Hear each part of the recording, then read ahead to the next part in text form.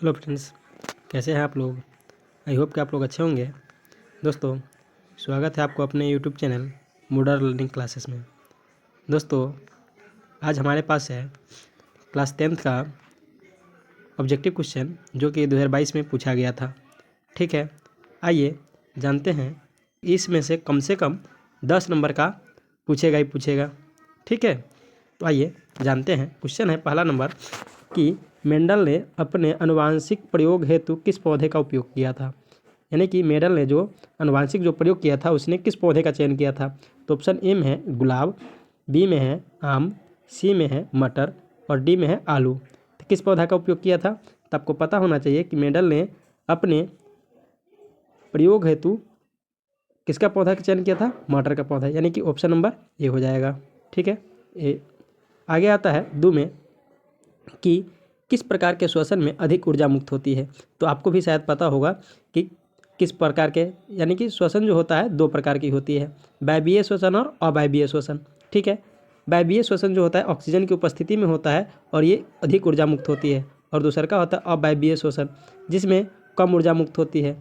ठीक है, तो क्या आंसर हो जाएगा, वायवीय श्वसन। ठीक है, ये ऑप्शन हो जाएगा। उसके बाद है मानव में नर जनन ग्रंथि कहलाता है, यानी कि मानव में नर जनन ग्रंथि क्या कहलाता है। ए में है वृषण, बी में है अधिवृषण, सी में है शुक्राशय और डी में है शुक्र जनन नलिका। ठीक है, तो मेरा ऑप्शन क्या हो जाएगा, तो आपको पता होना चाहिए कि जो मानव में जो नर जनन ग्रंथि कहलाता है वो वृषण कहलाता है। ठीक है, चलिए आगे है आपका 5 में जीवन की एक महत्वपूर्ण विशेषता है, यानी कि जीवन की एक महत्वपूर्ण विशेषता क्या है। अणु की गति, वृद्धि, सी में है संघ और डी में है समन्वय। तो आपको पता होना चाहिए कोई भी अगर जीवन है तो उसकी महत्वपूर्ण विशेषता क्या है, उसकी है वृद्धि और विकास करना। ठीक है, यानी कि तो वृद्धि और विकास कहाँ है, ऑप्शन नंबर ए में है, सॉरी ऑप्शन नंबर बी में है। तो आपका ऑप्शन क्या सही हो जाएगा, बी, यानी कि वृद्धि।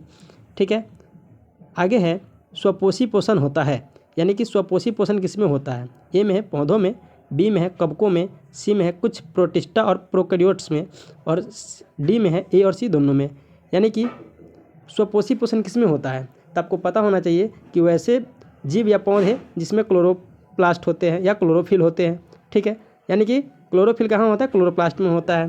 तो जिसमें यानी कि आपका क्या होगा, क्लोरोफिल होगा, उसमें या क्या होगा, स्वपोषण होता है। यानी कि आपका जो हो जाएगा ऑप्शन नंबर ए, यानी कि ए में तो होता ही है लेकिन कुछ प्रोटिस्टा और प्रोकैरियोट्स में भी होता है, यानी कि उसमें भी क्या पाया जाता है, क्लोरोफिल पाया जाता है। इसलिए आपका ऑप्शन नंबर सी हो जाएगा। ठीक है, क्या हो जाएगा, कुछ प्रोटिस्टा और प्रोकैरियोट्स। आगे है ऑप्शन में ग्लाइकोलाइसिस होता है, यानी कि ग्लाइकोलाइसिस कहाँ होता है, गाइटोकॉन्ड्रिया, कोशिका द्रव में, गोल्जी कम्प्लेक्स में और डी में है क्लोरोप्लास्ट में। ठीक है, तो आपका ऑप्शन होने वाला है बी नंबर ऑप्शन, क्या चीज़ में, कोशिका द्रव में। कोशिका द्रव में क्या होता है, ग्लाइकोलाइसिस। ठीक है, आगे आता है सी में तंत्रिका तंत्र की संरचनात्मक एवं क्रियात्मक इकाई को क्या कहते हैं, यानी कि जिसका जो संरचना होता है अंदर से और जो काम करता है उसको क्या कहते हैं। एक में है न्यूरॉन, बी में है डेंड्राइट, सी में है नेफ्रॉन और डी में है साइटोन। तो क्या आंसर होगा आपका, तो आपको पता होना चाहिए इसका जो आंसर होगा न्यूरॉन होगा, यानी कि ए ऑप्शन सही है। ठीक है, आगे है कौन सा एंजाइम वसा पर क्रिया करता है, यानी कि कौन सा एंजाइम है जो वसा पर क्रिया करके वसा को यानी कि पचाने का काम करता है। ठीक है, तो आपको पता होना चाहिए ये कौन सा एंजाइम है, एमाइलेज है या ट्रिप्सिन है या पेप्सिन है या लाइपेज है। तो आपका आंसर होगा डी, लाइपेज। ठीक है, जो वसा पर क्रिया करके उसको पेप्सिन में बदल देता है। ठीक है, आगे आता है पौधे में जनन अंग कहाँ पाए जाते हैं। पौधे में जो जनन अंग है कहाँ पाया जाता है, तो ऑप्शन नंबर ए है जड़ में, बी है पुष्प में, सी है तना में और डी है फल में। तो आपको ऑप्शन हो जाएगा क्या, कहाँ होता है, तो पुष्प में। आपको पता होना चाहिए कि जो पौधे होते हैं उसमें जो लैंगिक जनन होते हैं या अलैंगिक जनन होते हैं कहाँ से होते हैं, पुष्प में होते हैं। ठीक है, ऑप्शन नंबर यानी कि बी, पुष्प में। ठीक है, आगे है मस्तिष्क का कौन सा भाग शरीर की स्थिति तथा संतुलन का अनुरक्षण करता है, यानी कि मस्तिष्क का कौन सा भाग है जो शरीर की स्थिति और संतुलन बनाए रखता है। ठीक है, यानी कि देख रेख करता है शरीर का। तो अग्र मस्तिष्क, अनुमस्तिष्क, मध्य मस्तिष्क या इनमें से सभी। तो आपका ऑप्शन क्या होने वाला है, बी ऑप्शन होने वाला है, यानी कि अनुमस्तिष्क। ठीक है। आगे आता है किस पौधे में रंध्र अनुपस्थित हो रहते हैं, यानी कि कौन सा ऐसा पौधा है जिसमें रंध्र नहीं होते हैं। रंध्र मतलब जो पत्ते में पाया जाता है, छोटे छोटे छिद्र जो जिसको हम कहते हैं वो रंध्र होता है। इंग्लिश में इसका नाम होता है स्टोमाटा। ठीक है, तो किस पौधे में रंध्र अनुपस्थित होते, उपस्थित नहीं अनुपस्थित कह रहा है, तो आम, हाइड्रीला, नागफनी और कनेर। तो आपको पता है ये कहाँ होता है, पत्ते में होता है। तो ये सब में पत्ते होते हैं और नागफनी में आपका पत्ता नहीं होता है, इसलिए इसका ऑप्शन हो जाएगा सी। आगे आता है BS4 का संबंध है, यानी कि BS4 का जो संबंध है किससे है, मृदा प्रदूषण से, ध्वनि प्रदूषण से, वायु प्रदूषण से या जल प्रदूषण से। तो आपको पता होना चाहिए कि जब भी आजकल जो गाड़ी आती है BS4 पहले आती थी, अब आता है BS6। ठीक है, अब तो आगे है BS7 आ गया है, लेकिन आपको BS4 क्या चीज़ से संबंधित है, वायु प्रदूषण से, जो यानी कि जो वायु प्रदूषण को क्या करता है, रोकता है। आगे है रक्त में ऑक्सीजन का वाहक है, यानी कि रक्त में जो है ऑक्सीजन का कौन वाहक है, यानी कि ढोने का काम कौन करता है, ऑक्सीजन को पकड़ के एक जगह से दूसरे जगह ले जाने का काम कौन करता है। ठीक है, तो ए में है ऑप्शन वसा, बी में है हार्मोन, सी में है हीमोग्लोबिन और डी में है कार्बोहाइड्रेट। ठीक है, तो आपको पता होना चाहिए ये जो रक्त में जो ऑक्सीजन का जो वाहक होता है क्या होता है, जिसका नाम है हीमोग्लोबिन होता है। ठीक है, यानी कि हीमोग्लोबिन क्या करता है, ऑक्सीजन को पकड़ता है और शरीर के प्रत्येक कोशिकाओं में भेजने का काम करता है। जब ये ऑक्सीजन को पकड़ता है तो ये क्या कहलाता है, ऑक्सी हीमोग्लोबिन कहलाता है। ठीक है, यानी कि इसका काम होगा haemoglobin, option number A, sorry option number C. ठीक है, आगे है आपका निम्नलिखित में किसे बर्थ हार्मोन कहा जाता है, यानी कि निम्नलिखित में बर्थ हार्मोन किसे कहा जाता है, यानी कि जो बच्चे का हार्मोन कहा जाता है। तो इसका ऑप्शन नंबर ए है टायरोसिन, बी है ऑक्सीटोसिन और सी में है थायरोट्रोपिन और डी में है इंसुलिन। तो इसका ऑप्शन क्या हो जाएगा, ऑप्शन नंबर बी हो जाएगा, यानी कि ऑक्सीटोसिन। ठीक है, तो ऑप्शन नंबर क्या होगा, बी। ठीक है, ऑप्शन नंबर बी। ठीक है, आगे है बीज विकसित होता है, यानी कि बीज विकसित कहाँ होता है, यानी कि बीज जो है कहाँ पर बड़ा होता है। तो ऑप्शन नंबर ए में है परागकोश से, बी में है अंडाशय से, सी में है पुंकेसर से और डी में है बीजांड से। यानी कि कहाँ से होता है, तो हमका ऑप्शन हो जाएगा ऑप्शन नंबर डी, यानी कि बीजांड से। ठीक है, ऑप्शन नंबर डी जो हो जाएगा मेरा कहाँ से, बीजांड से। ठीक है, आगे है ग्रहणी भाग है। ठीक है, 16 नंबर जो क्वेश्चन है आपका, ग्रहणी भाग है क्या चीज़ का, तो कहता है बड़ी आंत का, बी में है छोटी आंत का, सी में है मुख गुहा से और डी में है अमाशय से। तो आपका जो ग्रहणी जो है भाग है किसका, छोटी आंत का, ऑप्शन नंबर बी। ठीक है, आगे है 17 नंबर कॉपर स्ल्यूटियम से स्रावित हार्मोन है, यानी कि कॉपर स्ल्यूटियम से जो स्रावित होने वाला हार्मोन है वो क्या कहलाता है। तो इसको है ए में है एंड्रोजन, बी में है प्रोजेस्टेरॉन, सी में है एस्ट्रोजन और डी में है टेस्टोस्टेरॉन। यानी कि इसका ऑप्शन नंबर बी हो जाएगा सही, यानी कि क्या नाम है इसका, प्रोजेस्टेरॉन। ठीक है, ऑप्शन नंबर बी। ठीक है, आगे है 18 में परिस्थितिक तंत्र में ऊर्जा का स्रोत है, यानी कि जो परिस्थितिक तंत्र है उसमें ऊर्जा का स्रोत क्या होता है, तो वर्षा जल, सूर्य प्रकाश, वायु और मिट्टी। यानी कि इसका क्या होता है, परिस्थितिक तंत्र में ऊर्जा का स्रोत जो होता है वो सूर्य प्रकाश होता है, यानी कि सूर्य के प्रकाश से ऊर्जा मिलता है परिस्थितिक तंत्र में। आगे आता है मानव का उद्भव स्थान है, यानी कि जो मानव का जो उद्भव कहाँ हुआ था। ठीक है, तो ए में है भारत, बी में है चीन, सी में है अफ्रीका, डी में है अमेरिका। तो कहाँ हो जाएगा इसका ऑप्शन नंबर सी, यानी कि अफ्रीका में हुआ था। ठीक है, आगे है क्वेश्चन नंबर 20, निम्नलिखित में से कौन लैंगिक जनन संचरित रोग है, यानी कि कौन सा ऐसा रोग है जो लैंगिक जनन करने से होता है। तो ए में है आंतज्वार, बी में है सुजाक, सी में है एड्स और डी में है बी और सी दोनों। तो इसका यानी कि मतलब ये दोनों है, सुजाक और एड्स दोनों कौन लैंगिक जनित रोग है। ठीक है, यानी कि ऑप्शन नंबर डी सही हो जाएगा। आगे है मानव गुर्दे का आकार होता है, यानी कि जो मानव में जो गुर्दा होता है जिसको हम लोग किडनी कहते हैं उसका आकार कैसा होता है। ठीक है, ऑप्शन नंबर ए में है गोलाकार, बी में है आयताकार, सी में है सीम के बेज के आकार और डी में है आपका इनमें से कोई नहीं। तो इसका क्या ऑप्शन हो जाएगा, मानव में गुर्दे का आकार कैसा होता है, तो सीम के बीज का आकार होता है, यानी कि option number C is the right answer होगा। ठीक है, आगे आता है 22 का, किशोरावस्था में होने वाले शारीरिक परिवर्तन का कारण है। किशोरावस्था में जो परिवर्तन होता है उसका कारण क्या है, तो टेस्टोस्टेरॉन, एस्ट्रोजन, थायरोक्सिन, ए और बी दोनों। ठीक है, तो आपका क्या आंसर हो जाएगा? डी। आगे है यौन परिपक्वता की अवधि को कहते हैं, यानी कि यौन परिपक्वता की अवधि को क्या कहते हैं? किशोरावस्था, यौवनारंभ, वृद्धि, इनमें से कोई नहीं। तो आपको पता होना चाहिए यौन परिपक्वता की अवधि को कहते हैं आपका क्या? यौवनारंभ, यानी कि ऑप्शन नंबर बी हो जाएगा। ठीक है, यानी कि ऑप्शन नंबर बी कहाँ है? ऑप्शन नंबर बी आपको ऑप्शन में हो जाएगा क्या? यौवनारंभ। ठीक है, ऑप्शन नंबर बी। आगे आता है ओजोन परत का ह्रास मुख्यतः किसके द्वारा होता है? यानी कि ओजोन परत का जो ह्रास है, यानी कि दिन प्रतिदिन उसका जो कमी होते जा रही है ओजोन परत में, जिसके कारण अल्ट्रावायलेट किरण जो आती है, किसके कारण? ये किसके कारण क्षय होते जा रहा है? ठीक है, तो ऑप्शन नंबर ए है प्रदूषण के कारण, बी है पीरकनाशी के कारण, और सी है सीपीसी, और डी है मीथेन। जो कि इसमें सीपीसी नहीं होना चाहिए ऑप्शन, यानी कि क्या होना चाहिए? सीएफसी होना चाहिए। ठीक है, यानी कि क्लोरोफ्लोरोकार्बन। ठीक है, जो कि इसमें ऑप्शन गलती दिया है सीपीसी। ठीक है, तो इसका ऑप्शन क्या हो जाएगा?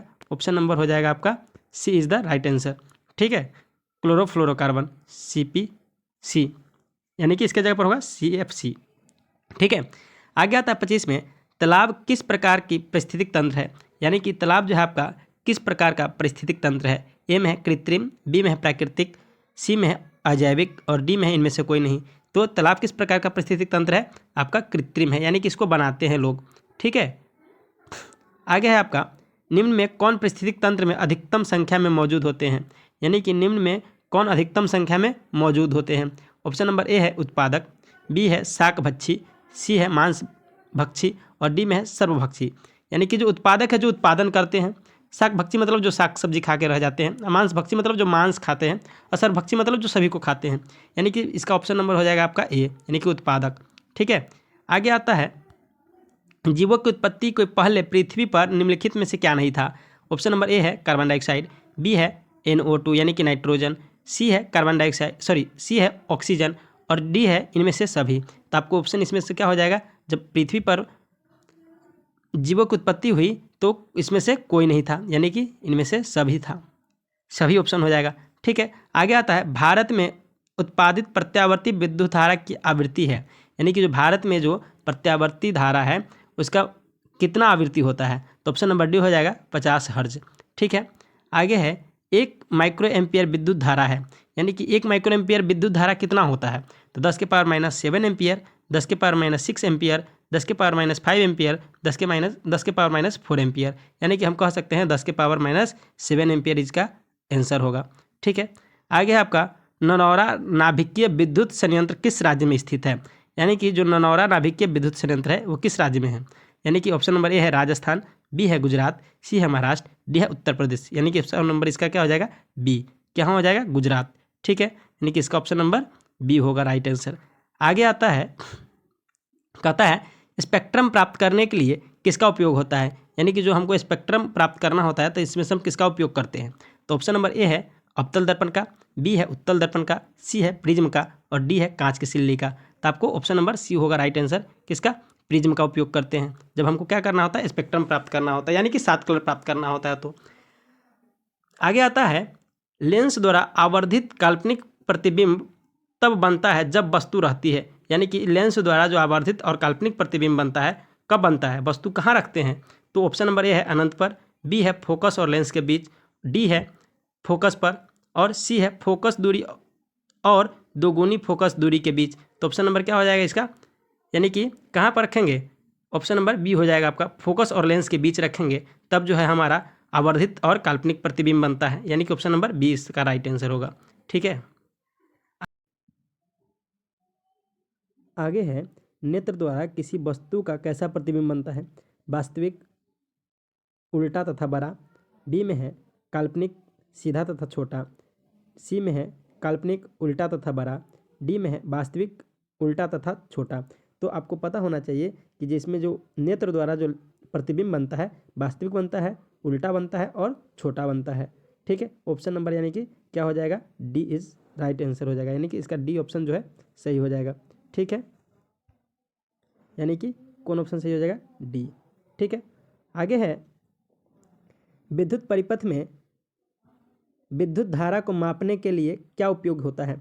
यानी कि जो विद्युत परिपथ में है, धारा को मापने के लिए यानी कि करंट को मापने के लिए किसका उपयोग किया जाता है? Galvanometer, volt meter, volt ammeter, ammeter को। तो आपको पता होना चाहिए किसको, करंट को मापने के लिए किसका उपयोग करते हैं? अमीटर को, यानी कि D is the right answer. ठीक है, आगे है निम्नलिखित में कौन विद्युत शक्ति को निरूपित नहीं करता है?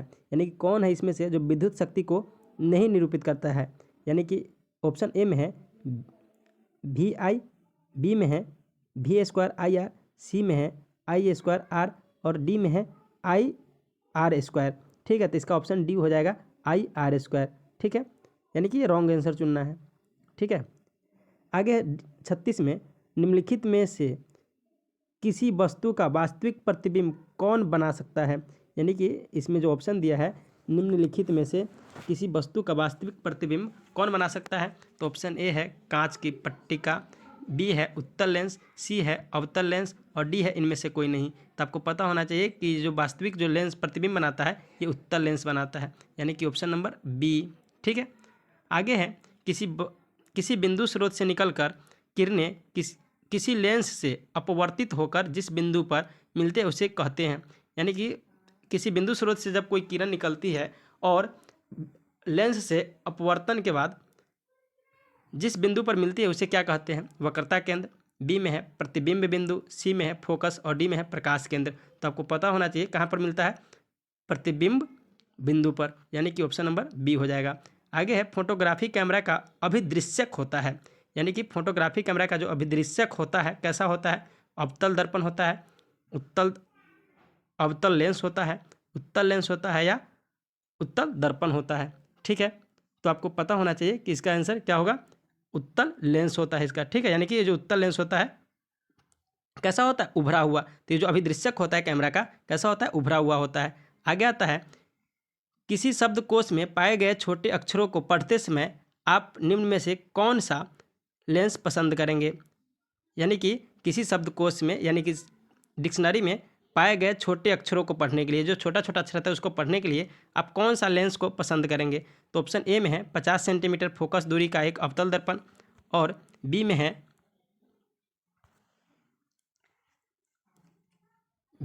50 सेंटीमीटर फोकस दूरी का उत्तल लेंस, सी में है 50 सेंटीमीटर फोकस दूरी का एक अवतल लेंस और डी में है 5 सेंटीमीटर फोकस दूरी का एक उत्तल लेंस। ठीक है, तो ऑप्शन नंबर इसका क्या हो जाएगा? ऑप्शन नंबर आपका बी हो जाएगा। ठीक है, यानी कि कौन लेंस? 50 सेंटीमीटर फोकस दूरी का उत्तल लेंस, यानी कि ऑप्शन नंबर बी। ठीक है, क्या हो जाएगा? ऑप्शन नंबर बी हो जाएगा। ठीक है, आगे है 40 किसी गोलीय दर्पण तथा किसी पतले गोलीय लेंस दोनों की फोकस दूरियां -15 सेंटीमीटर है।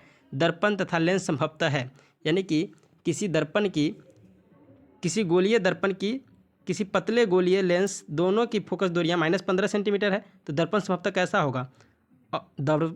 दर्पण अवतल, लेंस उत्तल, दर्पण उत्तल और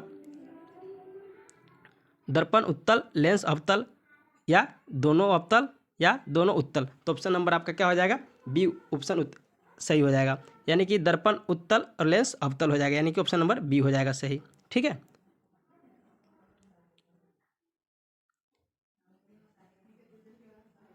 यानी कि क्या हो जाएगा? ऑप्शन दोनों अवतल सही हो जाएगा। ठीक है, आगे है निम्नलिखित में कौन सा मात्रक वाट के बराबर होता है? यानी कि निम्नलिखित में कौन सा जो मात्रक है किसके बराबर होता है? वाट के।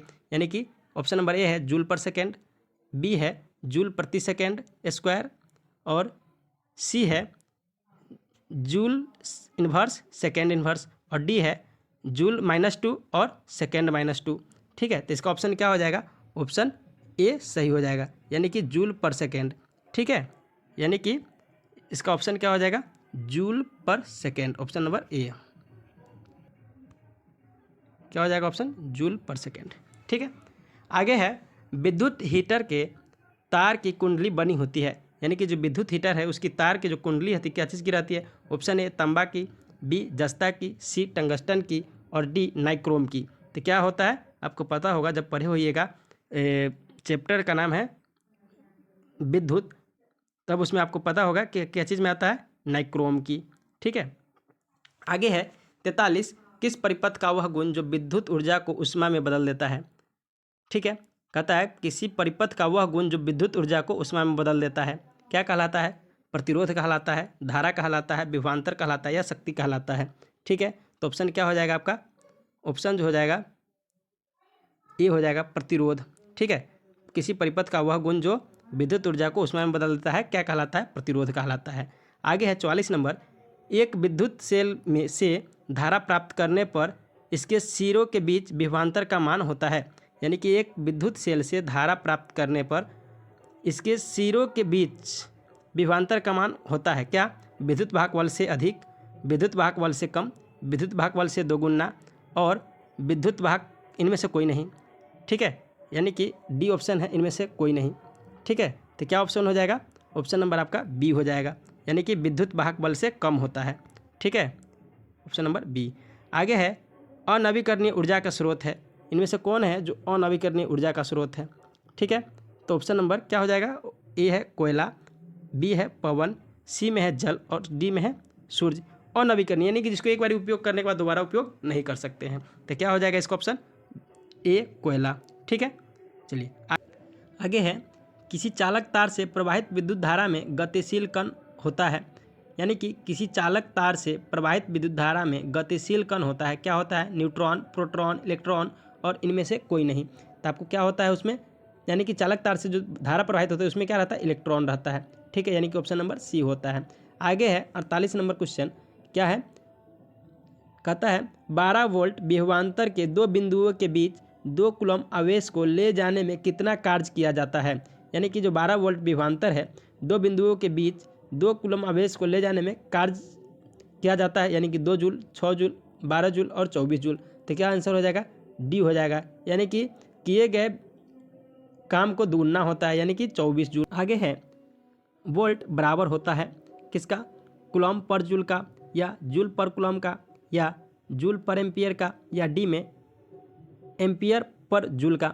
ठीक है, तो क्या होगा ऑप्शन, यानी कि ऑप्शन नंबर आपका बी हो जाएगा, यानी कि जूल पर कूलम। ठीक है, वोल्ट कहलाता है। आगे विद्युत आवेश के प्रवाह दर को कहते हैं, यानी कि विद्युत आवेश जो बहता है उसके दर को क्या कहते हैं। ठीक है, तो ऑप्शन ए है विद्युत धारा, बी है विद्युत वाहक बल, सी है विभवांतर, और डी है इनमें से कोई नहीं। तो आपको पता होना चाहिए क्या होता है, विद्युत वाहक बल होता है, यानी कि ऑप्शन नंबर बी होता है। आगे है 51 में, निम्नांकित में कौन से कथन सत्य है। यानी कि निम्नांकित में जो कथन है कौन सा सत्य है। ए में वोल्ट गुने एम्पियर, जूल बराबर क्या होता है, वोल्ट गुने एम्पियर। बी में है कूलम गुने वोल्ट, सी में है जूल बराबर एम्पियर बटे वोल्ट, और डी में है जूल बराबर कूलम बटे वोल्ट। ठीक है, तो क्या ऑप्शन हो जाएगा इसका, बी, यानी कि जूल बराबर कूलम गुने वोल्ट। ठीक है, आगे है 52 नंबर क्वेश्चन है, CHO क्रियाशील समूह को कहते हैं, क्या कहते हैं। ऑप्शन ए है ईथर, बी है कार्बोनिल समूह, सी है एल्डिहाइड समूह, और डी है एल्कोहल समूह। कौन समूह होता है ये, एल्डिहाइड समूह होता है। ठीक है, आगे है एथेनॉल को सांद्र H2SO4 के साथ गर्म करने पर निम्नलिखित में से कौन सी गैस बनती है। यानी कि जब इसको हम गर्म करते हैं सल्फ्यूरिक अम्ल को एथेनॉल के साथ, तो कौन सी गैस बनती है, CH4, C2H2, C2H6 या C2H4। तो आपको पता होना चाहिए इसके साथ कौन सा गैस बनता है। तो ऑप्शन नंबर क्या हो जाएगा, CH4, C2H2 या C2H6, और क्या है आगे है C2H6 और C2H4, तो बनेगा C2H6 गैस बनेगा। ठीक है, आगे है जिंक ब्लेड निम्नांकित में किस धातु का अयस्क है। यानी कि जिंक ब्लेड किस धातु का अयस्क है, Hg, Zn, Fe और एल्युमिनियम। तो आपको पता होना चाहिए Zn का है। ठीक है, जिंक प्लेट। आगे है आवर्त सारणी के किसी आवर्त के तत्व के में कौन सा गुण समान होता है। कहता है किसी आवर्त सारणी में किसी आवर्त के तत्वों में कौन सा गुण समान होते हैं, परमाणु भार, परमाणु आयतन, इलेक्ट्रॉन संयोजकता इलेक्ट्रॉन, और कक्षकों की संख्या। तो आपको पता होना चाहिए 55 का क्या ऑप्शन होता है, कक्षकों की संख्या, यानी कि वो कक्षा संख्या उसका समान होता है आवर्त सारणी में। आगे आता है 56 नंबर, अभिक्रिया CaO + H2O से बनेगा OH का Hal2 किस प्रकार की अभिक्रिया है? तो यहाँ पर देख रहे हैं ये दोनों क्या कर रहा है, आपस में संयोजन कर रहा है। ठीक है, तो क्या होगा इसका ऑप्शन नंबर 56 का बी हो जाएगा। ठीक है, कौन अभिक्रिया है? संयोजन अभिक्रिया है। आगे है ओजोन का आणविक सूत्र होता है ओजोन। ठीक है, O4, बी में है O3, सी में है O2 और डी में है O5, यानी कि ओजोन का आणविक सूत्र होता है O3।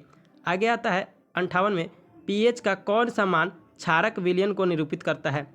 यानी कि किसी विलयन का कौन सा मान है जो क्षारक को दिखाता है? तो ए में है 2, बी में है 7, सी में है 13 और डी में है 6। तो क्या होगा, जो क्षार निरूपित करता है यानी कि 7 से ज़्यादा होता है तो कितना होता है उसका? 13 होता है। ठीक है, ऑप्शन नंबर सी। आगे है जल के एक अणु में हाइड्रोजन एवं ऑक्सीजन के परमाणुओं की संख्या का अनुपात क्या होता है? ठीक है, यानी कि जल के अणु में हाइड्रोजन एवं ऑक्सीजन अणुओं की संख्या में अनुपात क्या होता है? यानी कि हाइड्रोजन क्या होता है और ऑक्सीजन क्या होता है? तो आपको पता होता है जल का अनुसूत्र क्या होता है? H2O।